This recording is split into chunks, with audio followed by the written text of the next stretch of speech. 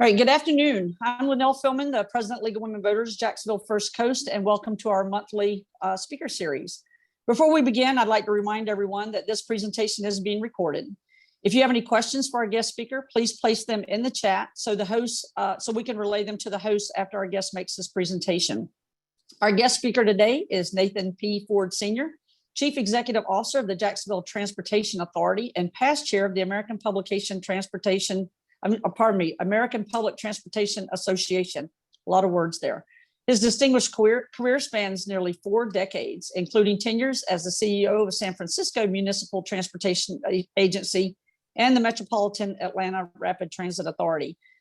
Mr. Ford is a champion of multimodal transportation, walkable neighborhoods, public-private partnerships, and transit-oriented development, and known for industry-leading insights and thought leadership on international transportation issues from trade and study missions around the world.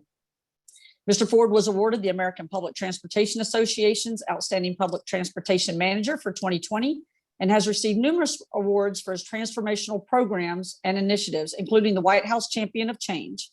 He was named Ultimate CEO by the Jacksonville Business Journal, inducted into the First Coast Business Hall of Fame, and was honored with the 2019 Thought Leader Award by the Enos Center for Transportation. Under Mr. Ford's leadership, the JTA was recognized as the winner of the 2016 APTA Outstanding Public Transportation System Achievement Award. Mr. Ford serves on boards of several nonprofits, including chair of the board of the directors for Goodwill Industries. He is a past member of the United Way Board of Directors and Board of Trustees for Daniel's Kid. Mr. Ford holds an executive MBA from the Davis School of Business at Jacksonville University and a Bachelor's of Applied Science degree in Organizational Leadership from Mercer University. He is a graduate of the Executive Development Consortium program at Emory University and has completed executive training at the John F. Kennedy School of Government at Harvard University. He is a graduate of Leadership Florida 2015 and Leadership Jacksonville 2014. Sir, the floor is yours. All right, well, thank you so much and good morning to everyone. And thank you for the opportunity to talk with you today. There's a great deal of discussion that we need to share with you as it relates to the Jobs for Jacks proposal that you probably read about and heard about for the last few weeks. And that's a partnership with the city of Jacksonville and the JTA. And then there's been a great deal of discussion related to the what we call the Ultimate Urban Circulator Project, and affectionately we call it the U2C. U2C. Before I get into that, I wanted to talk to you a little bit about the Jacksonville Regional Transportation Center at La Villa. This is probably the most recent large accomplishment of the JTA. Many of you probably have not had an opportunity to be in the La Villa area for the last year or so, but this facility opened up about a year ago. We're very excited about this regional transportation hub for Northeast Florida, and I welcome you to this facility to join us for a tour. David Caughton, who's also on this WebEx, on this virtual meeting, is our communications director, and he will be happy to assist you with coming to visit us here. This is a 67,000 square foot transportation hub. It also is the administrative headquarters for the JTA. This was a long time in the making, and this team is very proud that we've been able to take this project, dust it off, pull it off the shelf, and we were able to get this launched last year. It serves thousands of customers a day. It's a beacon for more residential and business investment in the historic La Villa neighborhood. And this is the first time here in Jacksonville that intercity services like Greyhound and Megabus is directly connected to our local bus and bus rapid transit routes here in Jacksonville. And so it truly is a Grand Central station for Northeast Florida. One of our next phase plans is to look at returning passenger rail back to the Jacksonville terminal, where the Prime Osborne Convention Center is located. And we are working on that process right now. In fact, in the Jobs for Jacks proposal, we have funding to finalize a lot of the study and early design and engineering work for that opportunity. So there's no better time to visit the facility. We've also opened up a very nice coffee shop called Crazy Beans right on the ground floor. And right now, it's our understanding it's the first permanent restaurant to open in the La Villa neighborhood in about 15 years. And so as you can see, it's much more than just a regional transportation center. It is an economic catalyst. Now, I arrived in Jacksonville in 2012. And during that, since that time, I think the JTA has accomplished quite a bit. Not everyone's aware of all of our accomplishments, so I want to share a couple of those with you. And back in 2015, one thing that we did that really put us on the map in terms of the industry as a whole nationally is that we did a total revamp of the entire bus route system. And it was something that had not been done in over 30 years because it is a very complicated endeavor to actually revamp a transit system with routes that have been designed over the last 30 years or so. In fact, people actually grow up as a child and into their teens and as an adult using the same system over that 30-year period. However, it was woefully outdated, and we really needed to update it as it related to the travel patterns of our citizens today. Right after that implementation of the route optimization initiative, we then started building what is going to be the largest bus rapid transit network in the Southeast United States at 58 miles. It's called First Coast Flyer. You may have seen some of these buses on Beach Boulevard operating in the Lem Turner corridor. These are the buses that have the flying fish on the side. They represent a premium service. Buses actually operate on a frequency of a bus every 10 minutes. There's real-time passenger information at every one of the stops. The stops are much further apart, so we're able to travel much faster. And so we're very proud of this operation. And at 58 miles, the largest in the Southeast, as I mentioned earlier. We've converted nearly half of our bus fleet from diesel buses to cleaner compressed natural gas buses. And we just recently added electric buses to our portfolio. And we are increasing our on-time performance. And we've introduced a number of what we call micro transit type services, because a 40-foot bus, sometimes one size doesn't fit all. And we have a number of neighborhoods and communities that need smaller transportation type vehicles. So we support beachside buggies out by the beaches area. Go Tuckin, we support Go Tuckin's operation here in the downtown area in terms of short trips to restaurants and retail centers. And then we also operate what's called Ready Ride. We have 11 Ready Ride zones in various communities throughout Duval County. And these are door-to-door services, excuse me, on-demand service that complement our traditional bus transportation services. So you can use the Ready Ride zone in your community. And if you want to transfer to public transportation, we'll connect you to that. But we're very proud of those three micro transit type services. In addition to our bus routes, many of you are aware that the JTA actually started out as the Jacksonville Expressway Authority, and we built the Dames Point Bridge, JTB, a lot of the major highways in our community. The JTA actually were the implementers, the engineers, designers, and the construction program managers for those projects. And that is leading us to the conversation we're having today, which is a similar conversation we had back in 2013, 2014 timeframe.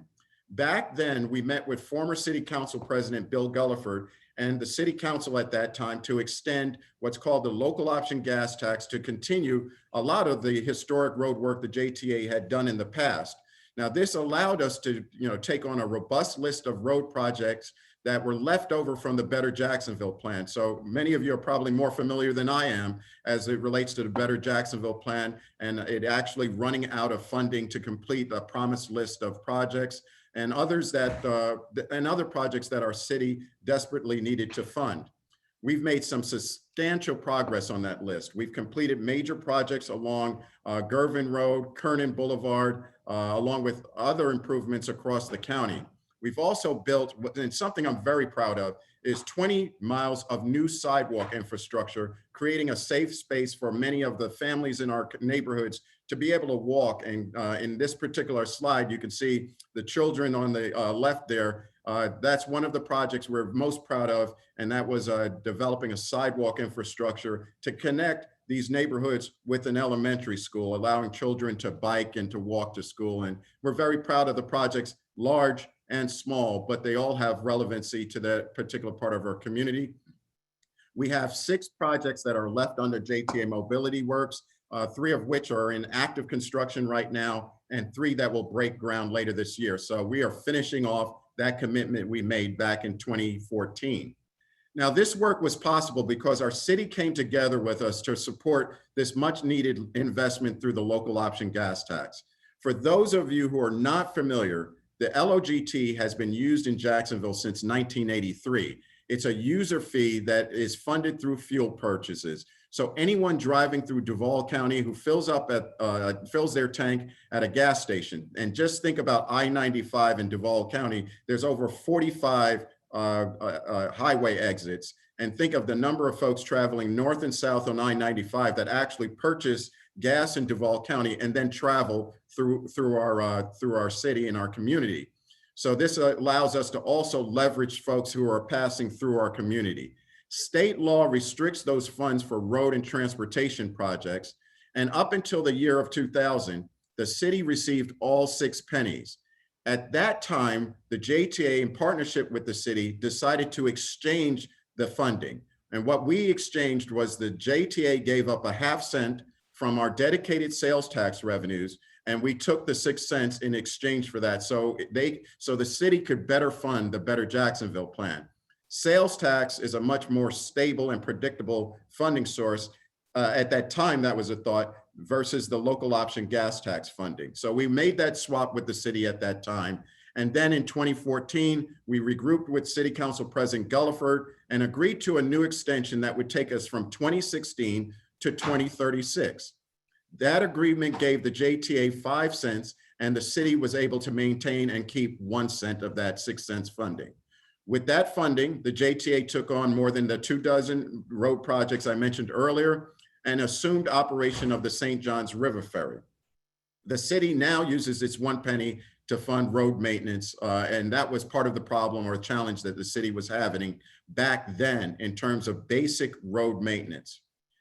Now, let's fast forward to today.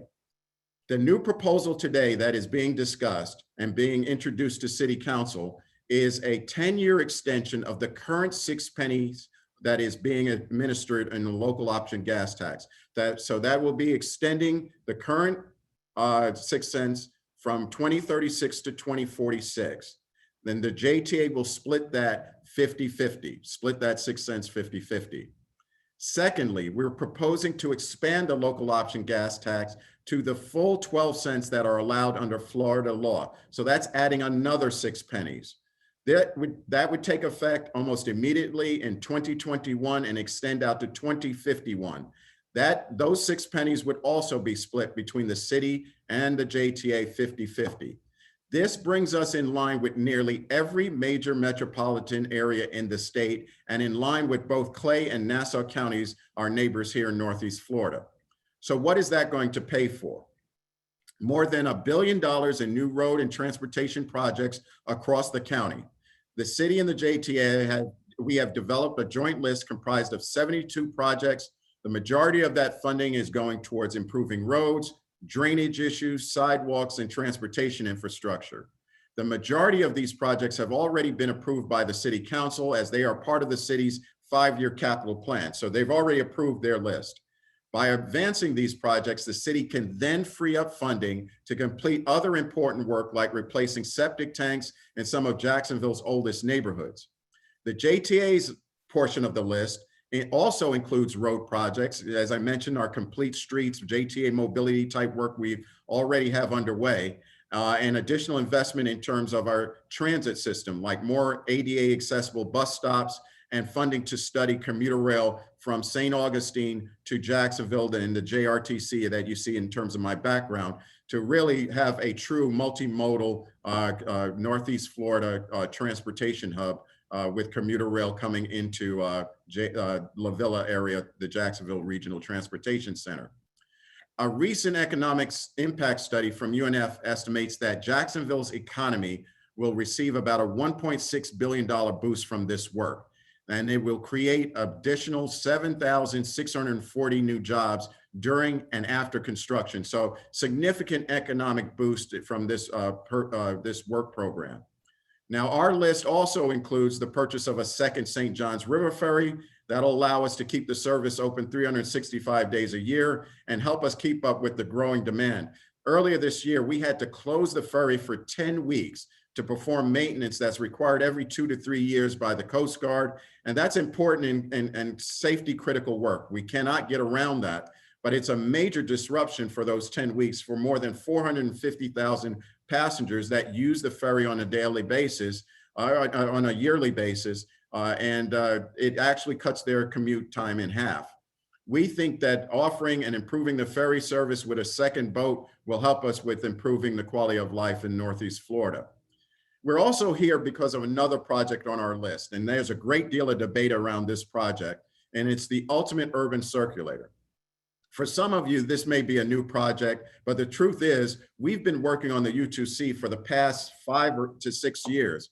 Before we went down the path that we went on in terms of converting the existing Skyway to the U2C, we undertook a full assessment of the people mover. We reviewed every aspect. We looked at the condition of the elevated structure. We looked at the operating systems, and we looked at the vehicles because it was at a critical point in terms of its lifespan. Since that time, we conveyed the Skyway Advisory Group, which finished its work in 2015. We solicited industry feedback from around the world. We held an industry forum here in Jacksonville, hosted a multitude of stakeholder meetings over the past several years. And the decision that consistently came back to the JTA was find a way to keep it, modernize it, and expand the Skyway. And in 2017, the board of directors for the JTA accepted the U2C program. So what is the U2C and why are we going in that direction?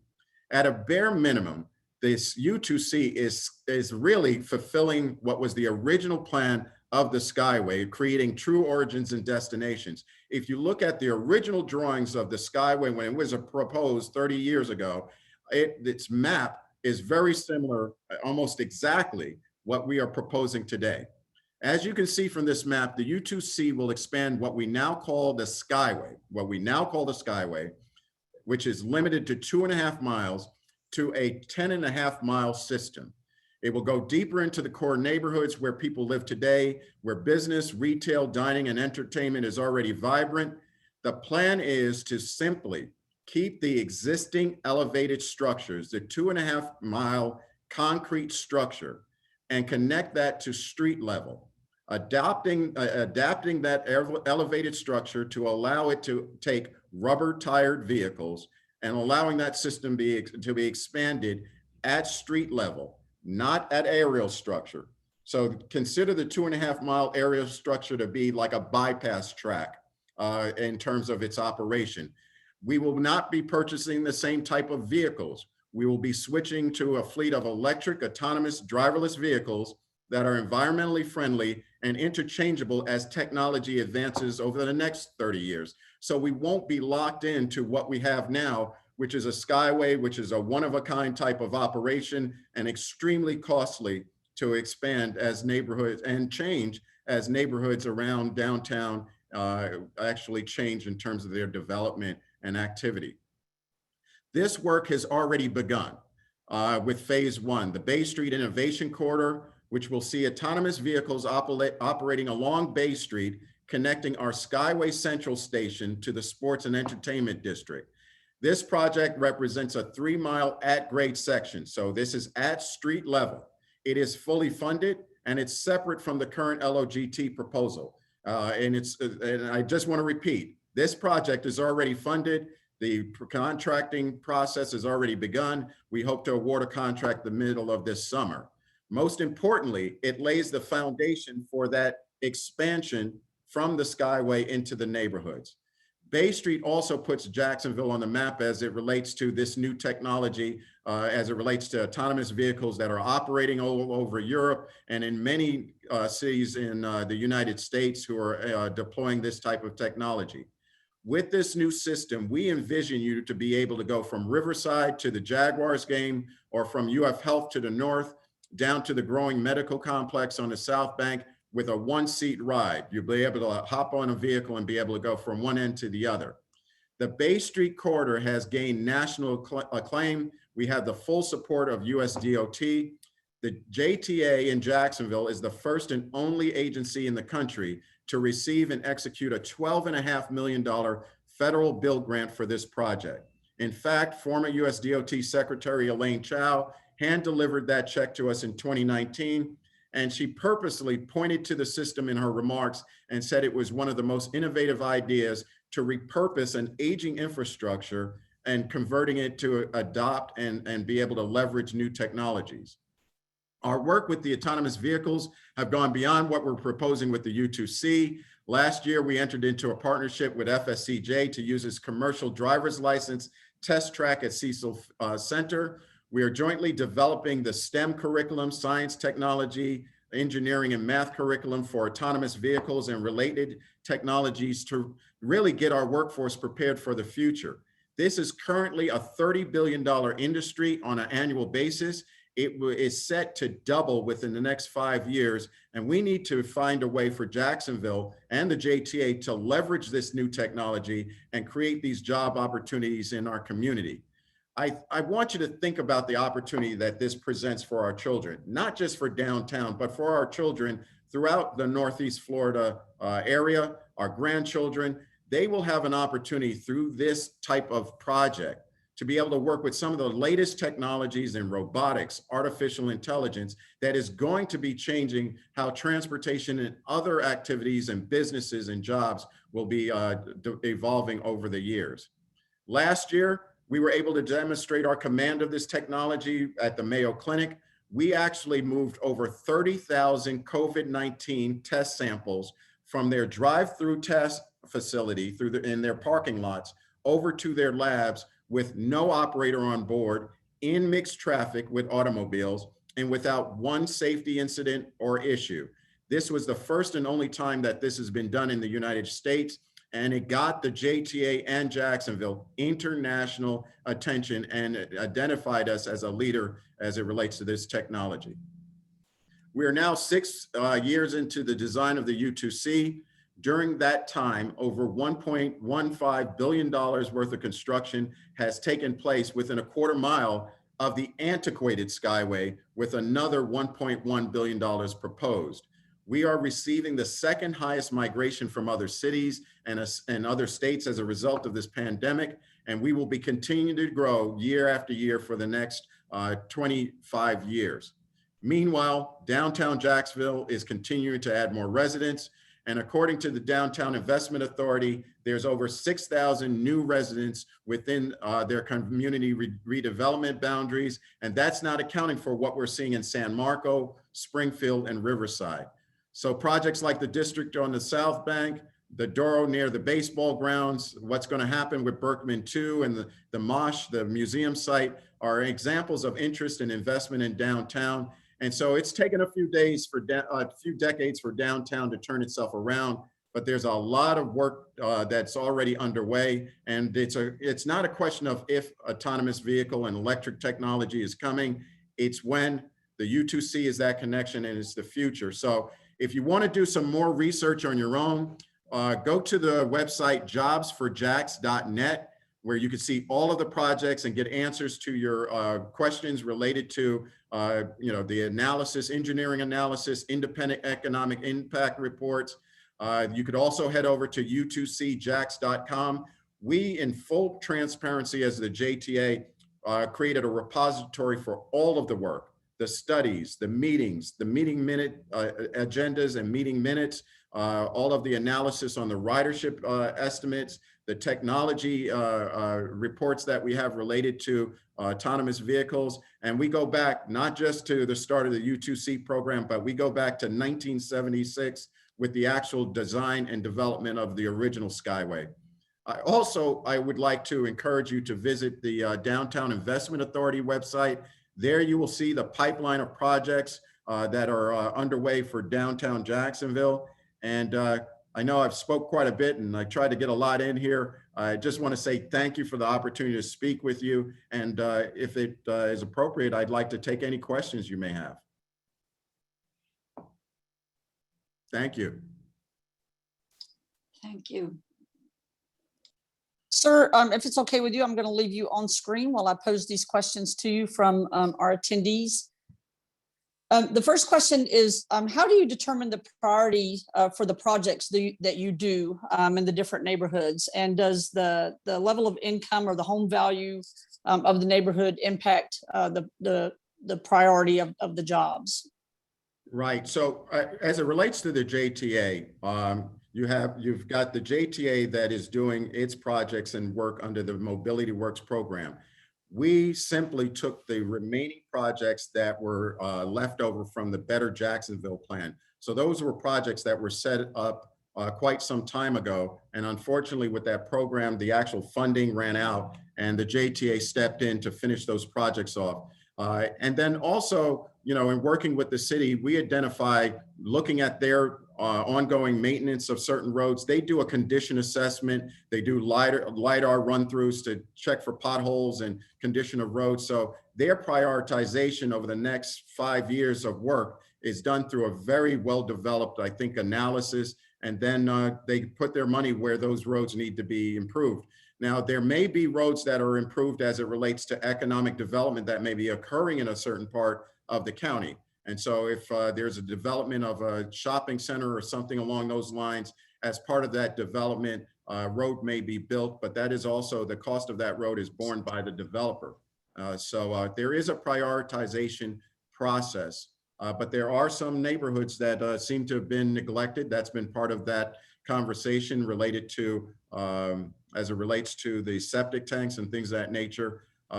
We don't, we basically kind of follow the city's direction in terms of where investments and work needs to be done. We don't do, the JTA doesn't do maintenance of roads. We do expansions and build new roads. All right, thank you, sir. Could you tell us how many electric buses that you currently have on the road and what's your plan for replacing the existing fleet with the electric vehicles as we go forward? That is an excellent question. And we are very proud to say that we took our first 2 electric buses about a month or so ago. They've been running in service. Obviously there are some early kind of issues in terms of range on these buses. Our community is unique because of the size of Jacksonville. For our electric buses, they need to be able to have a duty cycle that allows them to be out there from the dawn to dusk, so to speak.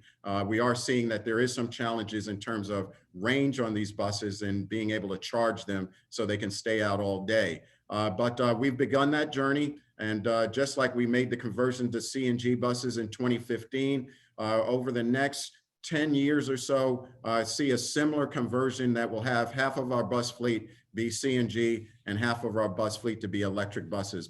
And on the U2C program, all of those vehicles are going to be electric and connected autonomous vehicles. Okay, sir. The next one has to do with the autonomous vehicles also. Wants to know how they actually work, and does it go only to one place, and how many people are you able to accommodate? Right. So, interestingly enough, a lot of the vehicles that we have tested over the past few years have been the smaller prototype kind of developmental vehicles. And right now they seat about 6 individuals and with another 4 to 6. So maybe a dozen folks actually on each vehicle. Interestingly enough, in terms of how do they work, between GPS, similar to what many of us have on our phones in our cars, they have GPS.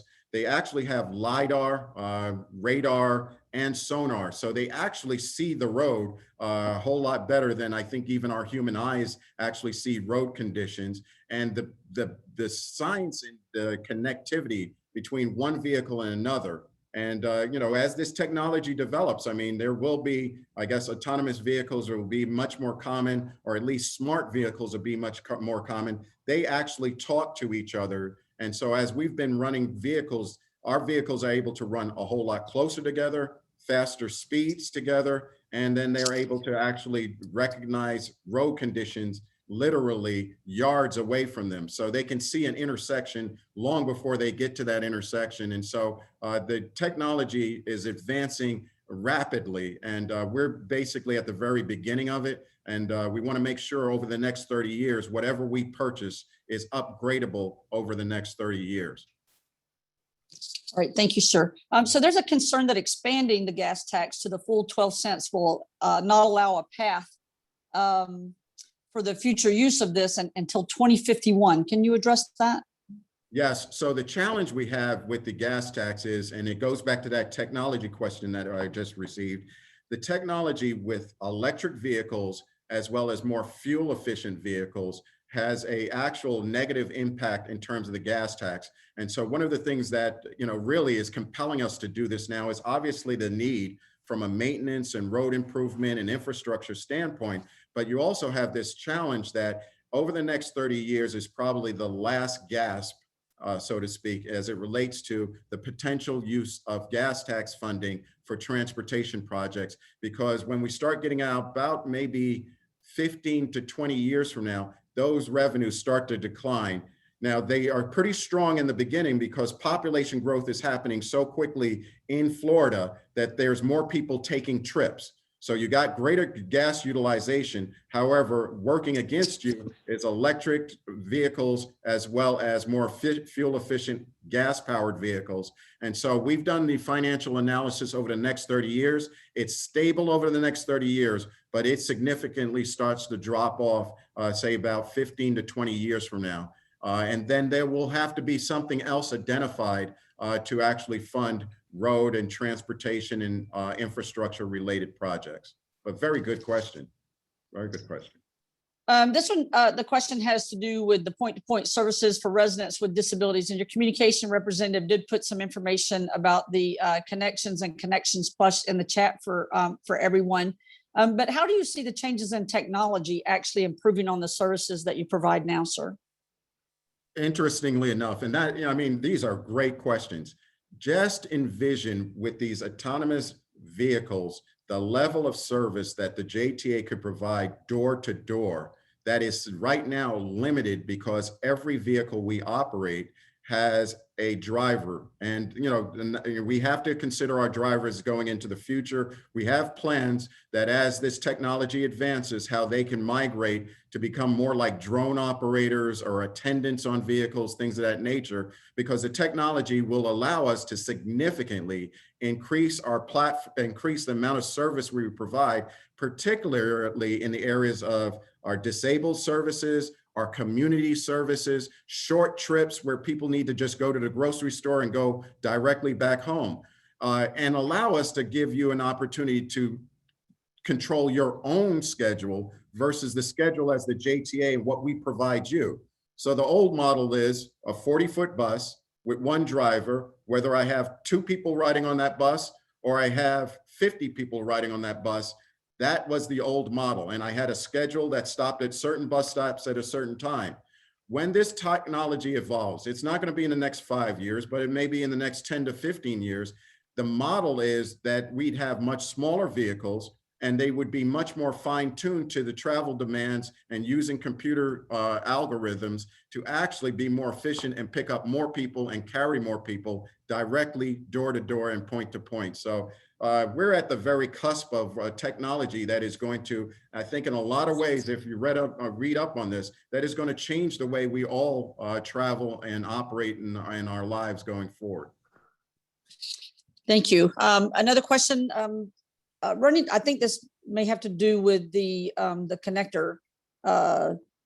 Running at street level puts your vehicles right in the middle of traffic. Doesn't this impact your timing as well? Timing as opposed to above ground roadways? I agree 100%. If it were my druthers, I don't think I would want to do more of the 2.5 mile elevated structure. I think that's appropriate. But going into the future, operating at grade, we would prefer to have dedicated lanes.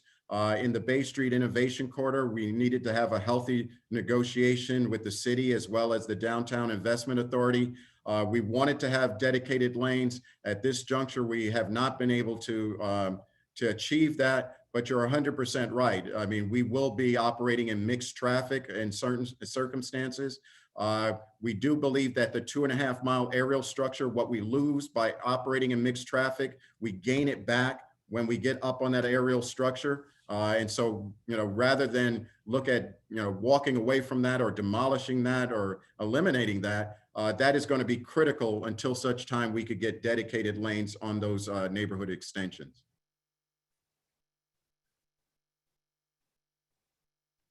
Mr. Ford, at this point, that looks like all of the questions that we have taken from our attendees today. So I would just ask, do you have any parting words for us, sir?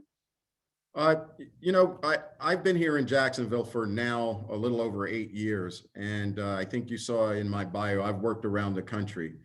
We have a very unique opportunity as it relates to this U2C project. US DOT and that investment they made in phase 1 was because they see what we proposed here, basically taking this aging infrastructure that everyone has been scratching their heads and trying to figure out what to do with it, and criticizing it over the last 30 years because it doesn't go anywhere. Unfortunately, a decision was made not to take it to its full developed system, unfortunately. Not criticizing that decision, it probably might have been the right decision at that time. But the technology is available now to take this infrastructure that you as taxpayers actually invested in 30 years ago and leverage it with a significant investment, but leverage it and design a system that will be here for the next 30 years and connect our downtown in ways that was originally imagined. And then moreover, it is the technology platform that we now can provide transportation services in a lot of bottlenecks and unique situations, such as smaller, tighter communities, retail centers like the town center.